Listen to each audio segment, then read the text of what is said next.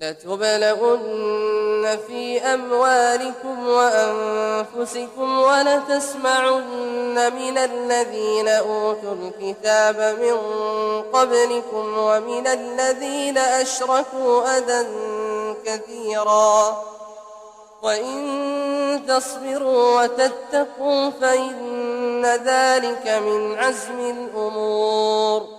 وإذ أخذ الله ميثاق الذين أوتوا الكتاب لتبيننه للناس ولا تكتمونه فنبذوه وراء ظهورهم واشتروا به ثمنا قليلا فبئس ما يشترون.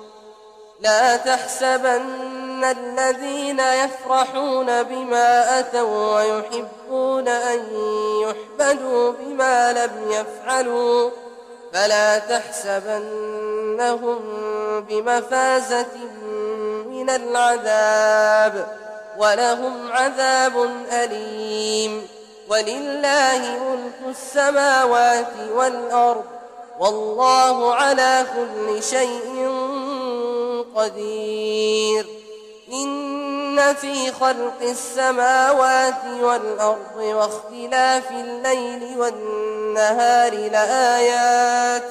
لآيات لأولي الألباب الذين يذكرون الله قياما وقعودا وعلى جنوبهم ويتفكرون في خلق السماوات والأرض ربنا ما خلقت هذا باطلا سبحانك فقنا عذاب النار.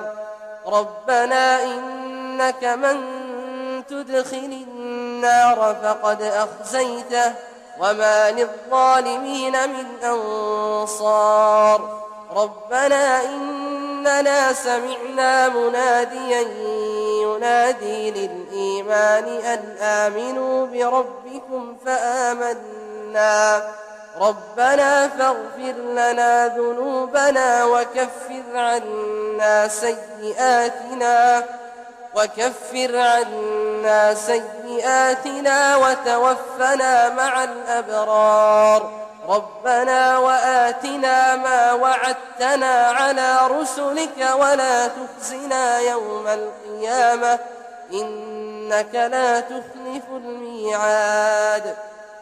فاستجاب لهم ربهم أني لا أضيع عمل عامل منكم من ذكر أو أنثى بعضكم من بعض فالذين هاجروا وأخرجوا من ديارهم وأوذوا في سبيلي وقاتلوا وقتلوا لأكفرن عنهم سيئاتهم ولأدخلنهم جنات تجري من تحتها الأنهار ثوابا من عند الله والله عنده حسن الثواب. لا يغرنك تقلب الذين كفروا في البلاد متاع قليل ثم مأواهم جهنم وبئس المهاد. لكن الذين اتقوا ربهم لهم جنات تجري من تحتها الأنهار خالدين فيها نزلا من عند الله وما عند الله خير للأبرار. وإن من أهل الكتاب لمن يؤمن بالله وما أنزل إليكم وما أنزل إليهم خاشعين لله لا يشترون